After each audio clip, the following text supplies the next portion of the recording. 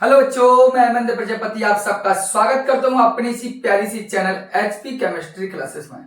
Dear बच्चों, हम organic chemistry पर बात कर रहे थे और नेमिंग रिएक्शन पर हम चल रहे थे, जिनमें से नेमिंग रिएक्शन में हमने आपको एक पार्ट कंप्लीट कर दिया। अब आज आप देखिए नेमिंग रिएक्शन H02। अब हम नेक्स्ट लेक्चर लेकर आए हैं नेमिंग रिएक्शन पर। जो नाम वाली अभिक्रियाएं होती हैं, आप जानते हो, ये नाम वाली अभिक्रियाएं जो वास्तविक में ही अगर ऐसे कोई फंडा बनता है, कुछ रिएक्शन ऐसी होती है वो केवल उसी के अकॉर्डिंग होती हैं, उन्हीं को हम नेमिंग रिएक्शन बोलते हैं। नेमिंग रिएक्शन में हम आपको होन्स-डिगर अभिक्रिया, राइमर टीमन अभिक्रिया, कार्बेल एमीन अभिक्रिया, बोटज अभिक्रिया, फ्रैंकलैंड अभिक्रिया, बोटज फिटिंग अभिक्रिया एंड फिटिंग अभिक्रिया, इन रिएक्शनों को हम आपको काफी हद तक कर चुके हैं।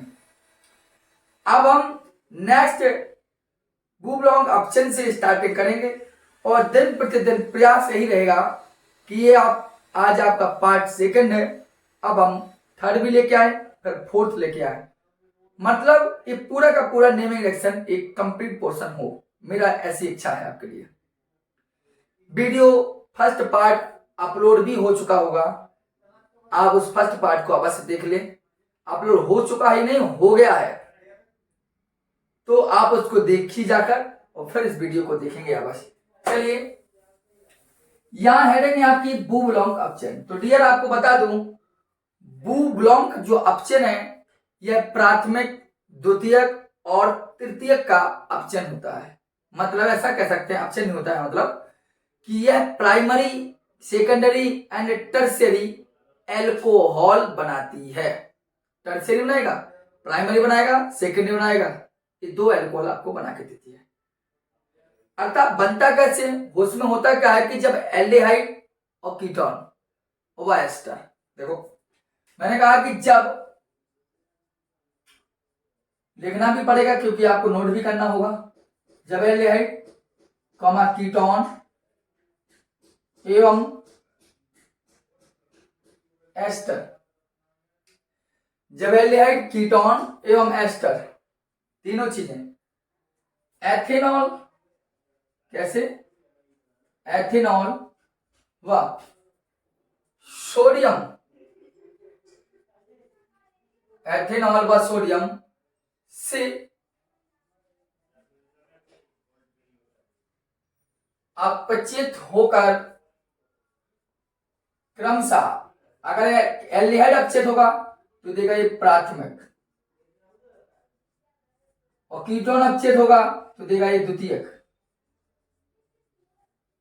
और एस्टर अपचित होगा तो ये देगा क्या, एवं प्राथमिक, द्वितीयक एवं प्राथमिक, प्राथमिक एल्कोहल देता है। इस बात को ध्यान है। मैंने क्या कहा, बुबलोंग ऑप्शन होता क्या है कि जब एल्डिहाइड, कीटोन और एस्टर एथिल अल्कोहल और सोडियम के द्वारा अपचित होता है, तो एल्डिहाइड अपचित होकर प्राइमरी अल्कोहल, कीटोन अपचित होकर सेकेंडरी अल्कोहल एंड एस्टर अपचित होकर प्राइमरी अल्कोहल ही देता है। यही हम लिखा, प्राथमिक, द्वितीयक एवं प्राथमिक अल्कोहल देता है। इसी को हम बुबलोंग ऑप्शन कहते हैं। हमेशा ध्यान देना, बुबलोंग ऑप्शन का नियम ही है कि यह अभिक्रिया कौन करता है, इसमें अभिक्रिया करता है एल्डिहाइड, इसमें भी करता है कीटोन, इसमें भी करता है एस्टर, किसके द्वारा, एथेनॉल और सोडियम धातु के द्वारा। तो चलिए हम कराएं रिएक्शन को। तो एल्डिहाइड का मतलब देखिए, लिखा RCHO, इसे क्या बोलते हैं, एल्डिहाइड। ऐसे ऑप्शन होना, ऑप्शन के द्वारा होना सोडियम, वो क्या कहता है एथेनॉल, मतलब C2H5OH, एथेनॉल आइपिक नेम उसका, देखो हो गया। अब वो कहता है कीटोन, तो ऐसा लिख रहा हूं मैं, ऐसा लिख दू, C=OR, ये क्या आपका कीटोन, और इसका भी ऑप्शन होना कैसे, sodium and ethyl alcohol. Ester RCOOR-, इसका भी क्या होना है ऑप्शन, सोडियम और एथिल अल्कोहल। ठीक, ये आपका क्या होगा एस्टर। यही तो बात हुई अभी आपकी, ये क्या लगेगा आपका एस्टर। दोनों कहा कि एल्डिहाइड हो, कीटोन हो और एस्टर हो, इनमें में से तीन चीजें हैं, ये अपचित होंगी sodium ethyl alcohol, sodium ethyl alcohol द्वारा। थोड़ा एक बार देखना, वीडियो सही नहीं है, एक बार जी देव ध्यान देना। देखिए इस पर दिखाई दे रही मुझे फीलिंग ठीक है। तो अपचित होना है तो होगा क्या कि सोडियम इस एल्कोहल से क्रिया करेगा, सोडियम इस एल्कोहल से क्रिया करेगा, तो आपको पता है ये वाला एच देगा हमें, तो ये आ गया आपका एच, तो सपोर्ट क्या आएगा ए एच आ गया। सोडियम इससे क्रिया करेगा तो क्या देगा हमें एच, सोडियम इससे क्रिया क्या देगा हमें एच। ठीक, कुछ नहीं होना, अब करना है एक एच आप इसको दीजिए, एक एच इसको दीजिए, हो गया RCH2। इसे बोलते हैं 1 डिग्री एल्कोहल। 1 डिग्री एल्कोहल मतलब है प्राथमिक एल्कोहल। एक एच इसके पास गया, एक एच गया, कितने एच गए दो, दो एच गए ना, तो क्या लगाएंगे हम दो, कोई दिक्कत। आगे देखो इसी प्रकार यहां होगा, एक एच जाएगा इसके पास और एक एच जाएगा इसके पास, देखो हो गया क्या आर, ऐसा लिख रहा हूं आर, ऐसा करते इसको, सी के पास गया तो सी एच, ओ के पास गया तो ओ एच, इसे बोलते हैं सेकेंडरी एल्कोहल। कितना एच लिया दो, लगा देंगे दो, कोई दिक्कत। प्राइमरी सेकेंडरी हो गया, कोई दिक्कत नहीं है। आइए ऐसे ही इसमें होगा क्या, कुछ नहीं होना, आपका ये आर ओ आर डैश जो है इधर से लेगा तो बना दिया R dash O H, alcohol ये भी बना। अब देखो अब यही एच क्या करे इसको भी एच देगा, और यही एच क्या करे इसको भी एच देगा, तो हो गया क्या RCH2। देखो इसको दिया तो हो गया OH, इसी बोलेंगे हम प्राथमिक एल्कोहल। ठीक है, एक आपका कहलाया एल्कोहल बनाने की एक विधि भी कह सकते हैं कि प्राइमरी और सेकेंडरी एल्कोहल निर्माण की एक विधि है आपकी, प्राइमरी और सेकेंडरी एल्कोहल निर्माण की एक क्या है आपकी विधि है। अब कुछ नहीं करना है, बार बार कहता हूं प्राइमरी जो एल्कोहल होता है इसका फॉर्मूला होता है single bond CH2OH, secondary alcohol है इसका फॉर्मूला होता है CHOH, और टर्सरी एल्कोहल है इसका फॉर्मूला होता है COH। इस बात का बताना है, तो ये हो गया primary secondary and tertiary alcohol, कोई दिक्कत। तो समझ में आए, इसे बोलते हैं बुबलोंग अपचयन। लेकिन यहां ध्यान देना एच कितने लिए, इसको दिया एक, दो, एक इसको दिया, दो इसको दिया, तीन और एक चार, तो टोटल संख्या में एच कितनी हुई चार। वो आप बैलेंस तो कर सकते हैं, कक्षा 12 में आ चुके बच्चों, बैलेंस करना हम क्लास 10th में सीख लेते हैं। बताइए कोई दिक्कत है, नोट कर लीजिए इसको, स्क्रीनशॉट ले लीजिए, अगर कर लिया हो तो चलिए आगे बात करते हैं। आइए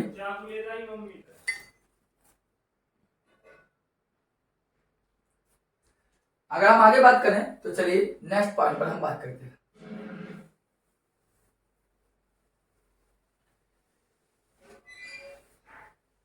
देखिए बुबलोंग अपचयन के बाद नेक्स्ट अभिक्रिया हमारी चलेगी एस्टरीकरण, जो सबसे सिंपल अभिक्रिया है, हाई स्कूल लेवल से भी आप सीख के आते हैं। देखिए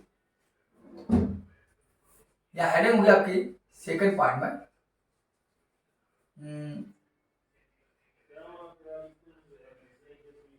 एस्टरीकरण। ठीक है, एस्टरीकरण क्या है इस पर आप जोर देंगे, विचार करेंगे, समझेंगे आप। ठीक है, एस्टरीकरण होता क्या है, एस्टरीकरण इसको नाम इसलिए दिया गया है क्योंकि इस मेथड से हम एस्टर का निर्माण करते हैं। एस्टरीकरण विधि में क्या करते हैं हम एस्टर का निर्माण करते हैं, इसलिए कहा जाता है एस्टरीकरण। कैसे होता है, किसी भी निर्जलीय कारक की उपस्थिति में कोई अल्कोहल कार्बोक्सिलिक अम्ल से क्रिया करता है तो वह एस्टर देता है और जल का एक अणु निकाल देता है, इसे बोलते हैं एस्टरीकरण। मैंने कहा किसी निर्जलीय कारक, कोई भी निर्जलीय कारक ले लीजिए, मैं ले रहा हूं क्या निर्जलीय कारक, मैंने लिया सांद्र H2SO। मैंने कहा किसी निर्जलीय कारक की उपस्थिति में कोई भी निर्जलीय कारक की उपस्थिति में, किसी निर्जलीय कारक की उपस्थिति में क्या होगा, क्या होना है, एल्कोहल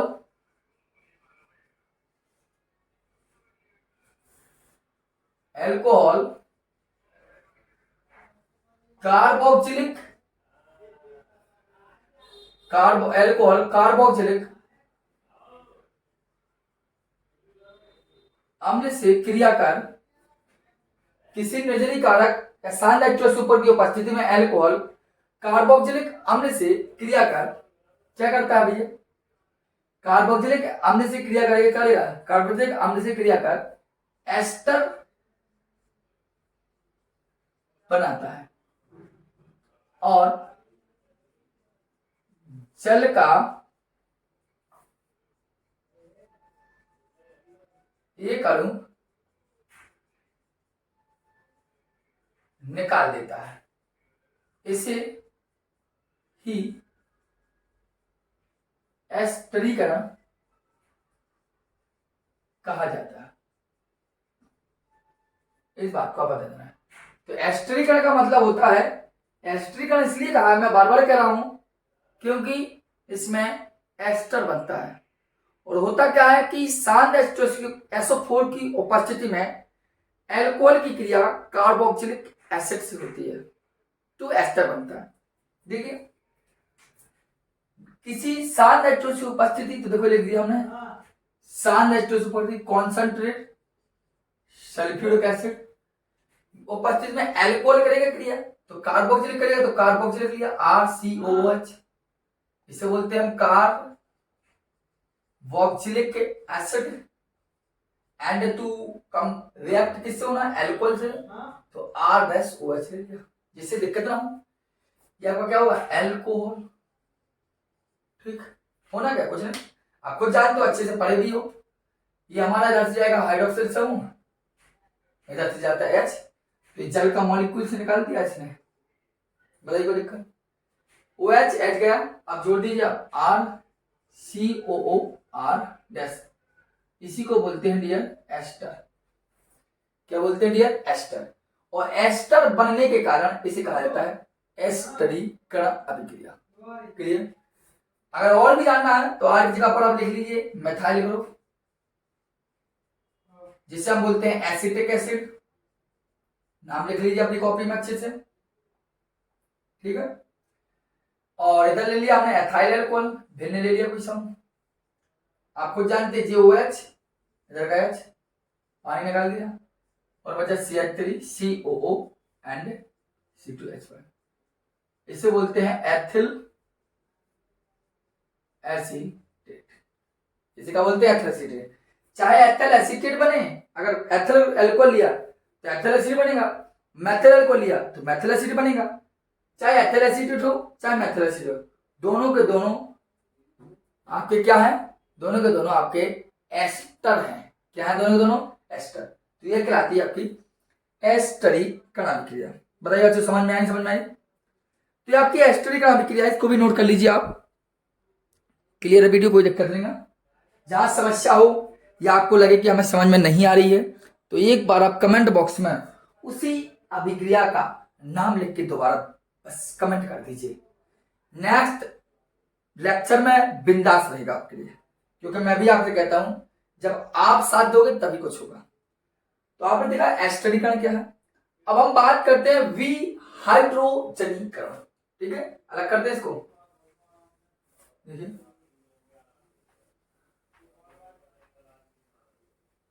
आपको बच्चों विहाइड्रोजनीकरण जितनी अभिक्रिया होगी सभी अभिक्रिया में आपकी कराऊंगा, जिससे आप कोई भी बोर्ड एग्जाम देते हो या कोई भी मेडिकल से संबंधित, इंजीनियरिंग से संबंधित कोई भी एग्जाम देते हो और इन रिएक्शनों को आप देखते हो तो आपको कभी दिक्कत नहीं पड़ेगी, मैं गारंटी देता हूँ इस बात की। ठीक है। कुछ लेक्चर इसी चैनल पर ऐसे अपलोड किए हैं मैंने जहां आप बुक की आवश्यकता नहीं है, अगर बस एक बार देख कर लीजिए। जैसे कि हाइब्रिडाइजेशन, फिर जैसे कि बॉन्ड ऑर्डर, समझ में, बहुत ऐसे। आइए आप इतनी होने के बाद आगे पॉइंट की बात हम करें, आगे बात करें तो ध्यान देना, ये बना थोड़ा आगे हम भी हाइड्रोजनीकरण की बात करेंगे, इसकी बात करेंगे बिहार। हेलो, आइए अब हम बात करते हैं विहाइड्रोजनीकरण पर। देखिए, विहाइड्रोजनीकरण पर अगर विहाइड्रोजनीकरण कराएं तो विहाइड्रोजनीकरण जो होगा यह एल्कोहल का विहाइड्रोजनीकरण हो रहा है। एक होते को बार बार कहता हूं, एक होता है विहाइड्रोजनीकरण, एक होता है विहाइड्रोहेलोजनीकरण। मैं कह रहा हूं विहाइड्रोजनीकरण, लेकिन यहां विहाइड्रोजनीकरण किसकी बात होगी? यहां बात होगी बच्चों एल्कोहल की। बात किसकी होगी बच्चों? एल्कोहल की। ठीक, तो विहाइड्रोजनीकरण बिल्कुल सिंपल सा फॉर्म है। क्या होना है विहाइड्रोजनीकरण में? इस अभिक्रिया में होता क्या है, इसमें किसी भी एल्कोहल की वाष्प लो, चाहे वो एल्कोहल आपका प्राथमिक हो, चाहे वो एल्कोहल आपका द्वितीयक हो, और चाहे एल्कोहल आपका तृतीयक हो। मैंने क्या कहा? एल्कोहल की वाष्प को हम कॉपर धातु की उपस्थिति में और 300 डिग्री सेल्सियस पर गर्म करते हैं तो एक हाइड्रोजन गैस निकलती है, इसलिए इसे विहाइड्रोजनीकरण कहते हैं। ठीक है, दोबारा कहता हूं विहाइड्रोजनीकरण, इसकी बात एक और होती है विहाइड्रोहेलोजनीकरण, लेकिन हम आज बात करता हूं विहाइड्रोजनीकरण पर। ठीक है, उनकी बात करो, मार्कोनी का नियम, एंटी मार्कोनी का नियम, विहाइड्रोहेलोजनीकरण, सेल्फ-जेफ नियम एंड विलोपन अभिक्रिया टाइप में 4-5 लेक्चर, मतलब इनकी अभिक्रियाओं को भी इकट्ठा लेके आऊंगा, बस देखते रहिए आप। विहाइड्रोजनीकरण की बात हो रही है आपकी। ठीक है, विहाइड्रोजनीकरण में करना क्या है उसको थोड़ा देखिए। मैंने कहा कि जब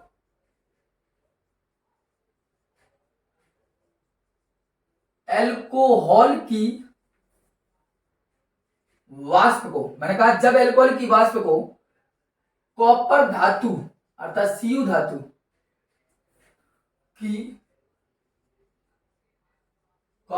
की उपस्थिति में, मैंने कहा जब एल्कोहल की वाष्प को कॉपर धातु की उपस्थिति में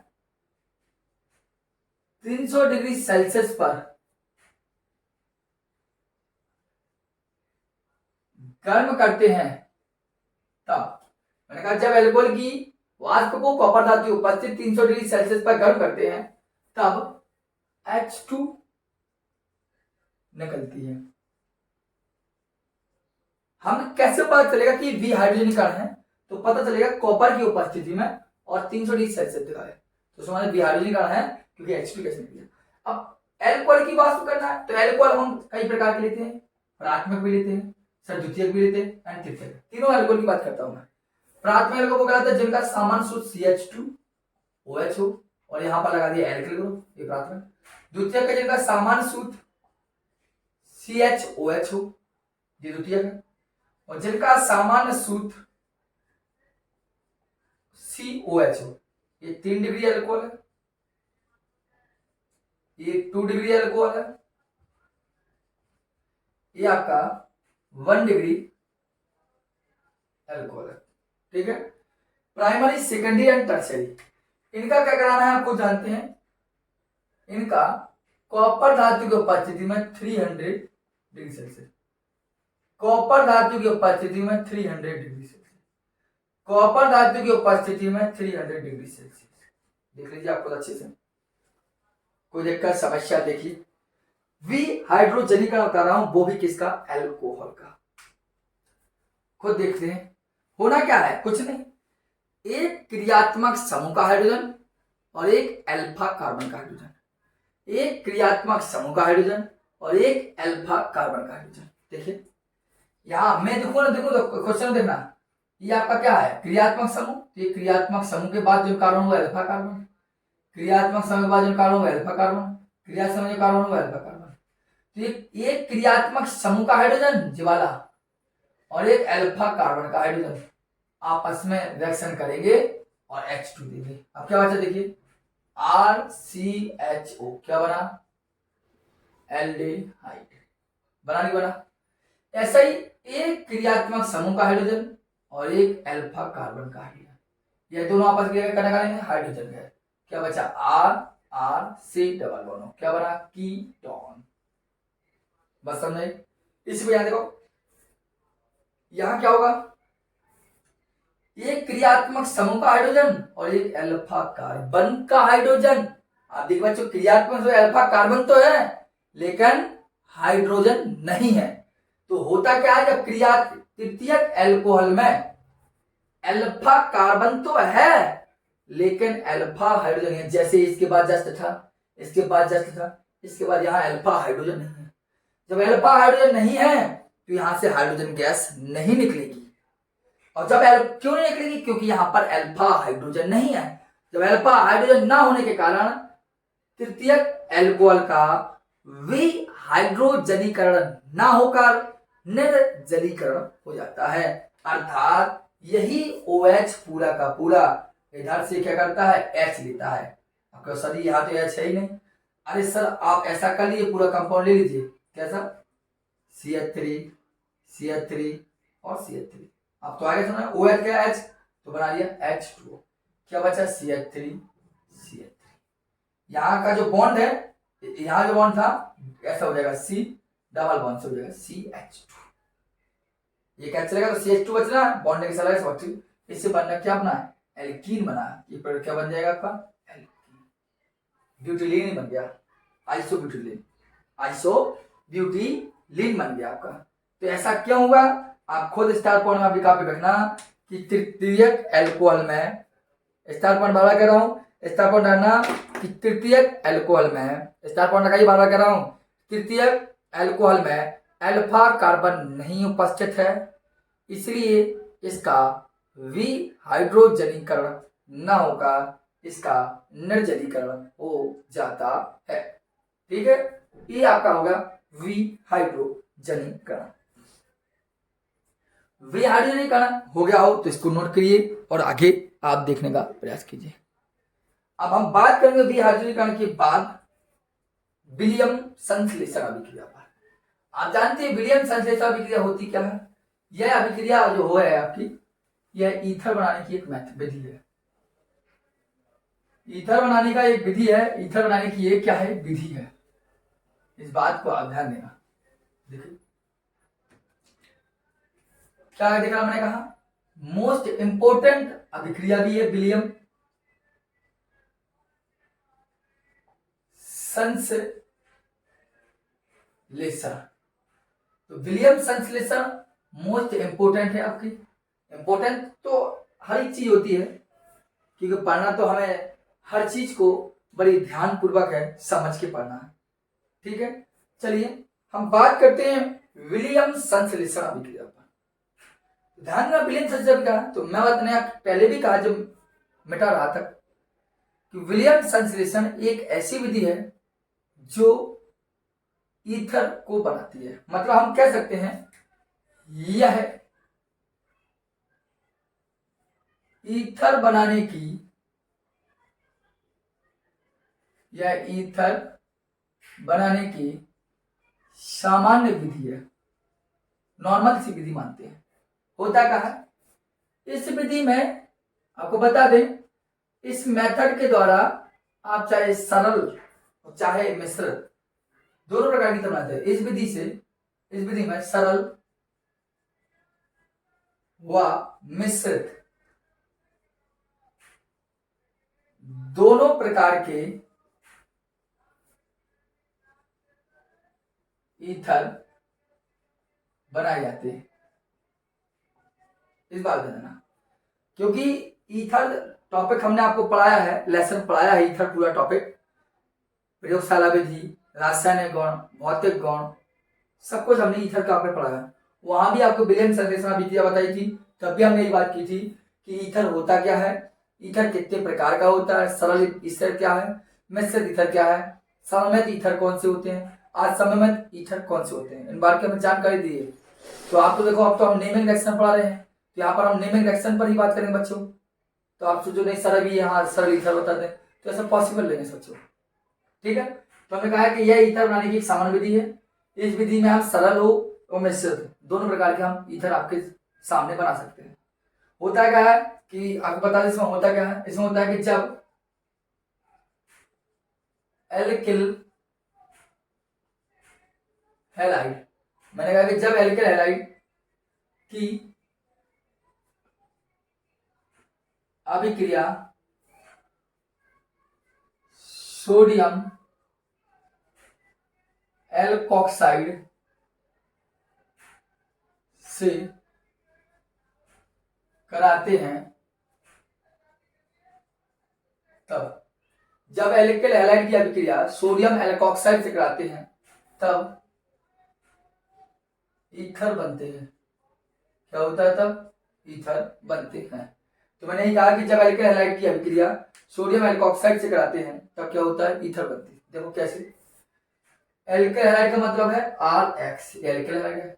इसके लिए सोडियम एल्कोक्साइड, सोडियम एल्कोक्साइड मतलब एल्किल के संग है ऑक्सीजन, सोडियम एल्कोक्साइड मतलब एल्किल के संग है ऑक्सीजन, एल्किल के संग है ऑक्सीजन एल्कोक्साइड होगा क्या? देखो ये आपका ये Na और ये X बना दिया आपस में और बनेगा क्या? ROR, इसे बोलते हैं हम ईथर। बताइए कोई दिक्कत? एग्जाम्पल भी आपको समझा दूं। R की जगह पर आप ले लीजिए C2H5 ले लीजिए और चाहे CH3 ले लीजिए, X आपका Cl ले लीजिए चाहे Br ले लीजिए, और ये NaO और इधर भी आप C2H5 लेना तो ले लीजिए, तो आपका क्या होगा? ये NaCl और अपना C2H5 सिंगल बॉन्ड हो C2H5, इसे बोलते हैं डाई एथिल ईथर। ठीक, और भी आप देख सकते हैं। R की जगह पर आप ले लीजिए CH3 वो C2H5 ले लीजिए और जो Br लगा दिया और Na जाके था O इधर जगह CH3, तो क्या होना? फिर क्या हुई है? NaBr होगा क्या? C2H5 OCH3, इसे बोलेंगे एथिल मैथिल और O को बोलते हैं ईथर। ठीक है, तो आप खुद देखिए यहां पर जो ईथर बना वो बना डाई एथिल ईथर, यहां जो ईथर बना वो एथिल मैथिल बना। इस ईथर को बोलेंगे हम सरल ईथर, इसको बोलेंगे मिश्रित ईथर। क्यों? क्योंकि यहां भी C2H5 यहां भी C2H5, तो ये कहलाएगा सरल ईथर या सामान्य ईथर या सममित ईथर। और यहाँ पर C2H5 तो यहाँ CH3, दोनों अलग अलग हैं, दोनों अलग अलग हैं, इसे बोलते हैं मिश्रित ईथर। मतलब ईथर कहता है कि जब ऑक्सीजन परमाणु की दोनों संयुक्ताएं अलग अलग समूह जुड़ी हों तो मिश्रित, और एक ही समूह जुड़ी हो तो सममित। तो ये आपके दोनों है। ये आपका कहलाएगा, अगर नाम लिखना लिख लीजिए एथिल वो सोडियम एथॉक्साइड, और सोडियम एथॉक्साइड लिख लीजिए, sodium ethoxide, sodium methoxide, sodium methoxide, sodium ethoxide, sodium methoxide. ठीक बच्चों, तो जी होगी आपकी विलियम संश्लेषण अभिक्रिया, आप इसको नोट कर लीजिए।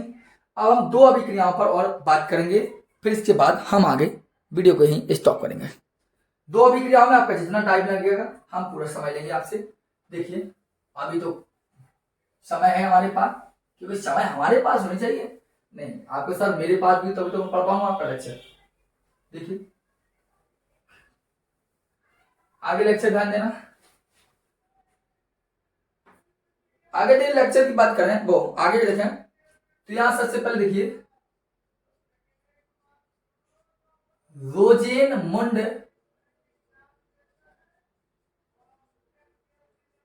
अपचयन, तो रोजेनमुंड अपचयन, और इसके बाद हम बात करेंगे स्टीफन अभिक्रिया।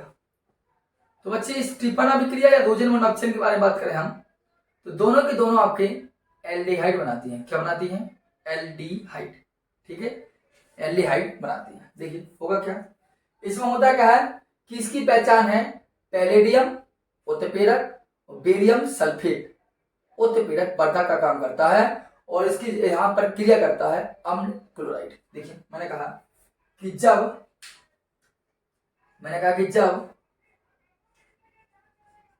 पैलेडियम अर्थात पीडी उत्प्रेरक व बेरियम सल्फेट की उपस्थिति में, जब पैलेडियम उत्प्रेरक और बेरियम सल्फेट, आपको ये भी बताऊंगा बच्चों कि बेरियम सल्फेट यहाँ क्यों लिया गया है, क्या आवश्यकता थी, ना लेते बेरियम सल्फेट तो भी रिएक्शन बन पाएगी, तब भी बहुत ही रिएक्शन, लेकिन लिया क्यों गया है वो आपको बताऊंगा।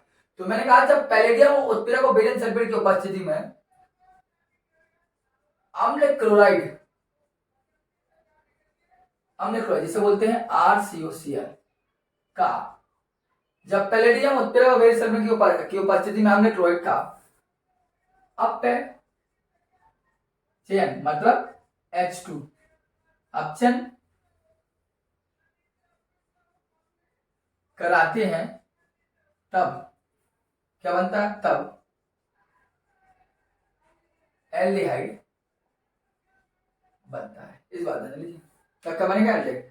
तो हमें जानना, मैंने कहा स्टीफन अभिक्रिया रोजेनमोन अपचयन में हो क्या रहा है कि पैलेडियम उत्प्रेरक होगा और बेरियम सल्फेट यहाँ पर उत्प्रेरक वर्धक का कार्य करेगा। अब बेरियम सल्फेट लेने की क्या आवश्यकता थी वो आपको रिएक्शन समझाऊंगा। मैंने कहा देखिए ये आपका PD और ये लिया हमने बेरियम सल्फेट अर्थात BaSO4, आमने क्लोराइड मतलब RCOCl, ठीक, और यहां लिया H2, होना कुछ नहीं है, ये H जाएगा इसका अर्थ Cl बनेगा, तो होगा HCl, वो बना गया R, एक H बचा तो एक H लग जाएगा C के साथ, तो होगा RCHO, इसी को बोलते हैं एल्डिहाइड। अब डियर बताऊं, ये तो रिएक्शन सिंपल सी है। एग्जांपल देखिए, R एग्जांपल ले लिया आप CH3, तो बना दिया COCl, इसे बोलते हैं एसिटिल क्लोराइड, और क्या हो गया आपका ये H2, फिर क्या होगी PD और बेरियम सल्फेट, क्या होना कुछ नहीं, H जाएगा Cl के पास, लीजिए HCl बनेगा। अब एक H बचा तो एक H बचा तो C को दे दो, तो क्या CH3 CHO, इसी का बोलते हैं एसिटाल्डिहाइड। तो ये आपकी कहलाती है रोजेनमुंड अपचयन, एक कहलाती क्या है बच्चों, रोजेनमुंड अपचयन। देख लीजिए आप यहां पर आप देखते हैं कि हमने पैलेडियम उत्प्रेरक के साथ साथ बेरियम सल्फेट भी लिया, BaSO4 लिया। ऐसा क्यों किया हमने, उसको आप थोड़ा ध्यान से देखिए, ऐसा हमने क्यों किया, बेरियम सल्फेट लेने की क्या आवश्यकता हमें पड़ी। तो आपको बता दें, बेरियम सल्फेट सपोज दैट, इसको पहले स्क्रीनशॉट ले लीजिए आप और लिख भी लीजिए, मैंने कहा कि सपोज दैट बेरियम सल्फेट ना होता तो पता है बच्चों होता क्या, अगर यहां पर एक मिनट रुकना, हाँ थोड़ा डिस्टर्ब हो गया था, कॉल आ चुकी थी इसलिए। तो मैंने कहा कि सपोज दैट यहां बेरियम सल्फेट ना होता तब हम रिएक्शन किस दिशा की ओर बढ़ता, क्या आवश्यकता पड़ी बेरियम सल्फेट लेने की। अगर सपोज दैट पैलेडियम होता तब भी रिएक्शन होनी, सर H जाएगा Cl बनाएगा, लेकिन बेरियम सल्फेट कारण यह है कि अगर BaSO4 ना होता तो रिएक्शन यहां नहीं रुकती, अभी रिएक्शन आगे होती, रिएक्शन एल्डिहाइड बना के नहीं रुकती, रिएक्शन आगे होती। रिएक्शन आगे होने का मतलब है यह एक बार और H2 से क्रिया करता और इधर भी H देता और इधर भी, वो बन जाता RCH2OH, क्या बन जाता RCH2OH।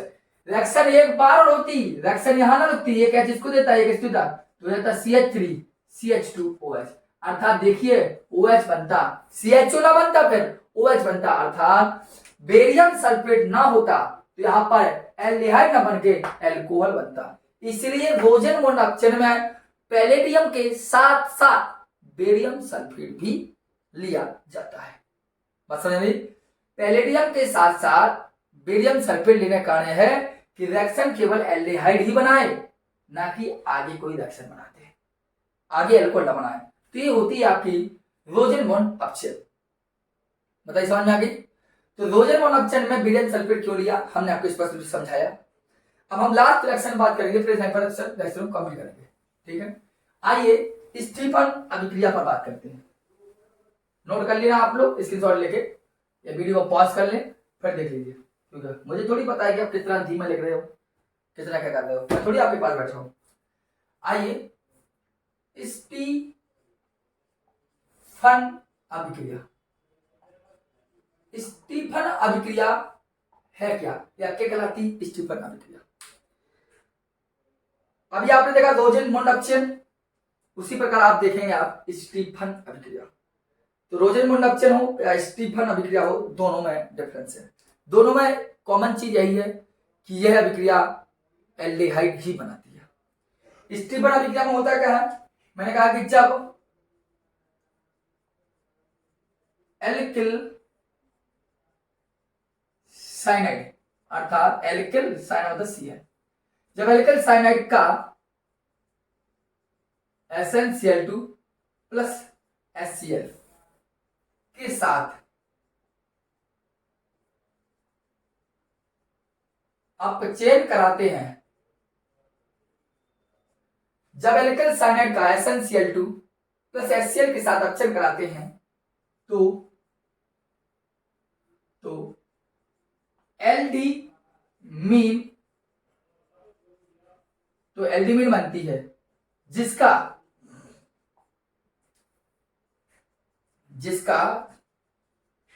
जलापघटन करने पर एल्डिमीन बनती है, जिसका जलापघटन करने पर आप जलापघटन करेंगे, जिसका जलापघटन करने पर एल्डिहाइड देता है। ठीक है, इस बात है। आप क्या होगा, देखिए एल्किल साइनाइड, ये लिखा एल्किल और लिखा है साइनाइड आरसीएन का SnCl2, देखो SnCl2 और HCl। SnCl2 इसे बोलते हैं स्टेनस क्लोराइड, एक्टिन क्लोराइड।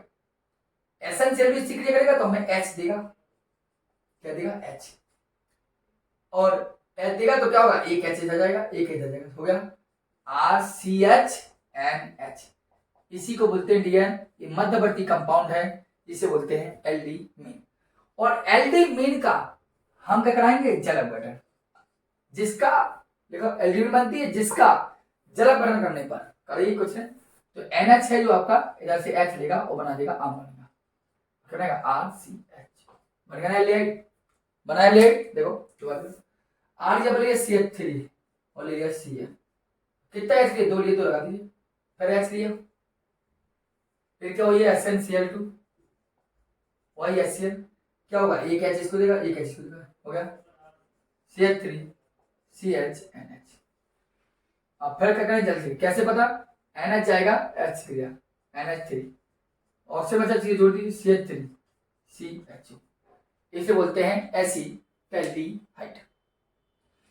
आप ध्यान देना, एक स्टार पॉइंट अवश्य लगा लीजिए अच्छे से कि रोजेनमुंड अपचयन व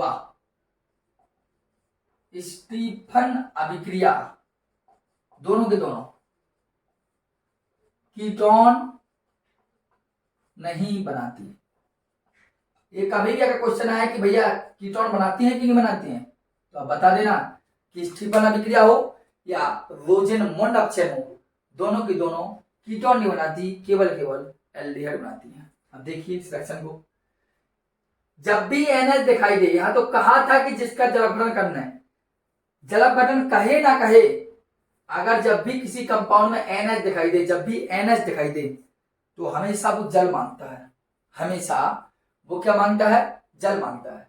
जब भी NH हो तो जल मांगता है, ये आपकी रिएक्शन थी।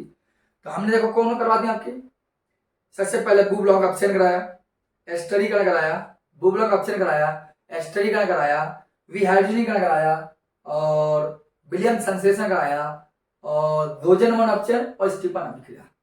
इन 6-7 रिएक्शन हमने इस लेक्चर में ली, और इस 6-7 रिएक्शन इसके पहले के लेक्चर में ली थी। सेकेंड लेक्चर है आपका, बार बार कह रहा हूँ, इस सेकेंड लेक्चर है बच्चों, इसके पहले एक लेक्चर में हमने आपकी काफी रिएक्शन करवाई। 6-7 तो बाकी 6-7 कम से कम 13-14 रिएक्शन आपकी कंप्लीट हो चुकी होंगी।